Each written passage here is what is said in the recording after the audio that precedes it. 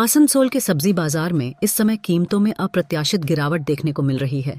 टमाटर और बंदा गोभी जैसे प्रमुख सब्जियों की कीमतों में जो पहले 20 से 30 रुपए प्रति किलो थीं, अब उनकी लागत घटकर सिर्फ बांदा गोभी 2 और टमाटर 5 रुपए के 5 रुपए हो गई है।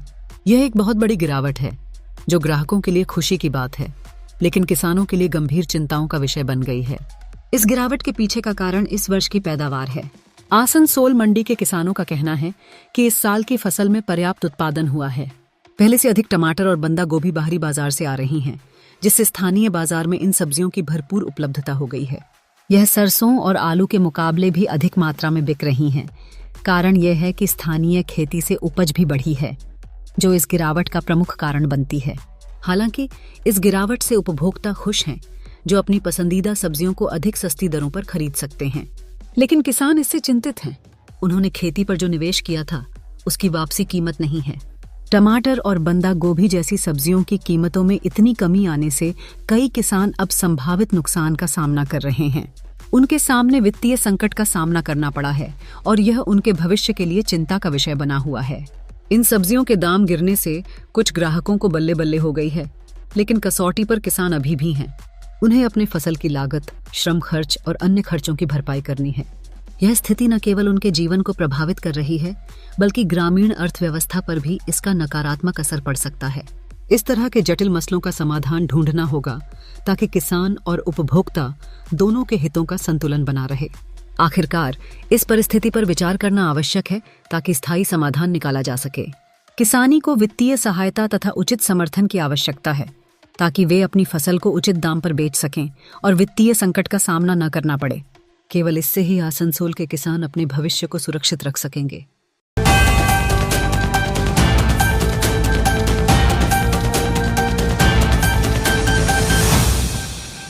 पश्चिम बंगाल सरकार ने स्थानीय कारीगरों के लिए एक नई संभावना का द्वार खोला है। राज्य के प्रत्येक जिले में स्थायी हस्तशिल्प मेले की स्थापना का निर्णय लिया गया है, जिससे कि कारीगर अपने कला निर्मित उत्पादों की बिक्री और प्रदर्शन कर सकें। यह योजना आसनसोल में हस्तशिल्प मेले के उद्घाटन समारोह के दौरान राज्य के मंत्री मलय घटक द्वारा घोषित की गई। मुख्यमंत्री ममता बनर्जी के नेतृत्व में यह योजना उस दिशा में एक महत्वपूर्ण कदम है, जिसमें स्थानीय कारीगरी की पहचान को बढ़ावा देने का प्रयास किया जा रहा है। प्रत्येक जिले में निर्धारित स्थायी स्थल पर कारीगर स्वतंत्रता से अपने अद्वितीय उत्पाद बनाएंगे और उन्हें बेचने का एक प्लेटफॉर्म प्राप्त होगा। इससे न केवल उनके आर्थिक स्तर में सुधार होगा, बल्कि स्थानीय संस्कृति का भी संरक्षण होगा। यह स्थल उन कारीगरों के लिए एक दिखाना होगा जो अपनी मेहनत के माध्यम से पारंपरिक हस्तकला को जीवित रखे हुए हैं। इस स्थायी मेले के माध्यम से उत्पादों की बिक्री स्थानीय बाजारों में होगी, जो कारीगरों को अपनी कला के लिए एक व्यापक दृष्टिकोण प्रदान करेगा। इससे उनके काम की गरिमा बढ़ेगी और वे अपने हुनर को एक नया जीवन दे सकेंगे। पश्चिम बंगाल के मंत्री मलय घटक ने उल्लेख किया है कि इस पहल का पहला स्थान आसनसोल में तय किया गया है। यह शुरुआत भविष्य के लिए एक मॉडल साबित हो सकती है, जो अन्य जिलों में भी इस प्रकार के मेलों के आयोजन को दर्शाती है। अगर ये मेले अपने उद्देश्य को पूरा करते हैं, तो वे न केवल कारीगरों के लिए रोजगार के नए अवसर प्रदान करेंगे, बल्कि पारंपरिक हस्तशिल्प को भी संरक्षित करेंगे। इस पहल के पीछे एक स्पष्ट सोच है: स्थानीय हस्तकला को सशक्त बनाना और उनकी पहचान को उजागर करना। जब कारीगर अपने उत्पादों को उचित मंच पर प्रदर्शित करेंगे, तो उनकी मेहनत का फल मिलेगा। इससे न केवल उनकी आजीविका में सुधार होगा, बल्कि विभिन्न प्रकार की हस्तशिल्प कला को भी समाज में प्रोत्साहन मिलेगा। पश्चिम बंगाल सरकार की यह कदम स्थायी हस्तशिल्प मेलों के माध्यम से कारीगरों की पहचान और आर्थिक स्थिति को सशक्त करने के साथ साथ स्थानीय संस्कृति को पुनर्जीवित करने की दिशा में एक महत्वपूर्ण प्रयास है।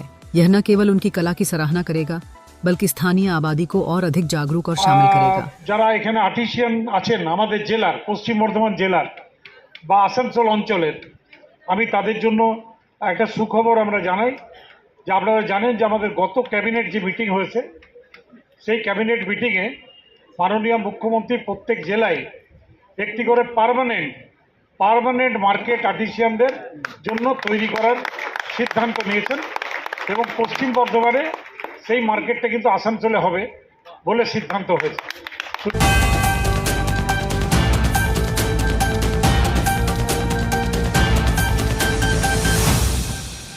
आसनसोल शहर का काली पहाड़ी बस स्टैंड SBSTC द्वारा विकसित किया गया है, जो सुविधाओं का प्रावधान करने वाला एक महत्वपूर्ण केंद्र है।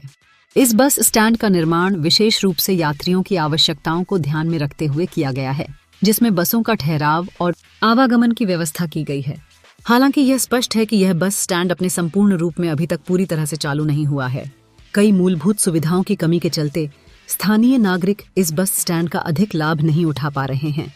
इन मूलभूत सुविधाओं की अनुपस्थिति ने बस स्टैंड के संचालन को प्रभावित किया है, जिसके कारण यात्रियों को असुविधा का सामना करना पड़ रहा है।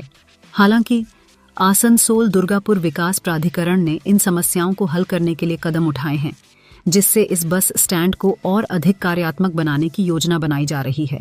बस स्टैंड के ठीक सामने स्थित कच्ची भूमि को पक्का करने का निर्णय लिया गया है, जिसमें लगभग 30,08,000 रुपये से अधिक की राशि खर्च होगी।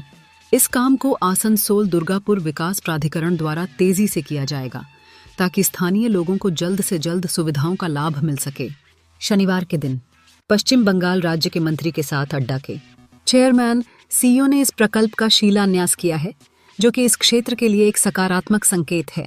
जब यह सिद्धू कानू बस स्टैंड पूरी तरह से चालू होगा, तो न केवल यात्री सुविधाएं बढ़ेंगी, बल्कि स्थानीय लोगों को भी रोजगार के नए अवसर मिलेंगे। इससे आसनसोल के लोगों की आर्थिक स्थिति में सुधार होगा और क्षेत्र का विकास होगा।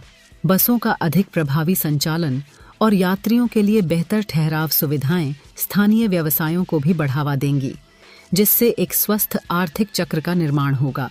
इस प्रकार काली पहाड़ी बस स्टैंड का विकास आसनसोल शहर के लिए एक महत्वपूर्ण कदम साबित हो रहा है।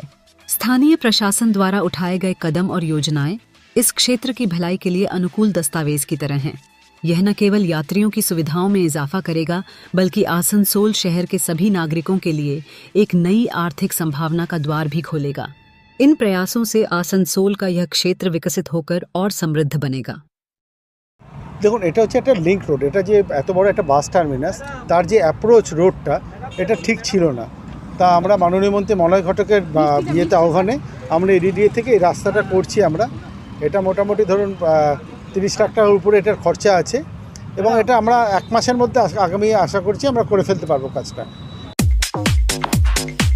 आपके सपनों के घर को और सुंदर बनाने के लिए यूनिक डेकोर और यूनिक सैनिटेशन लेकर आया है एक complete bathroom destination showroom.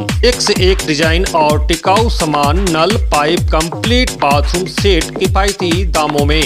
जैक्वार, एस्को, प्राजो, arteries के ब्रांड उपलब्ध हैं। हमारा पता unique decors, Parvati shopping arcade, shop number 4 and 44 GT road, आश्रम मोड़, आसनसोल। दूसरा पता unique sanitation 82 NS road, Asansol. संपर्क नंबर 943404247603 4123 00062।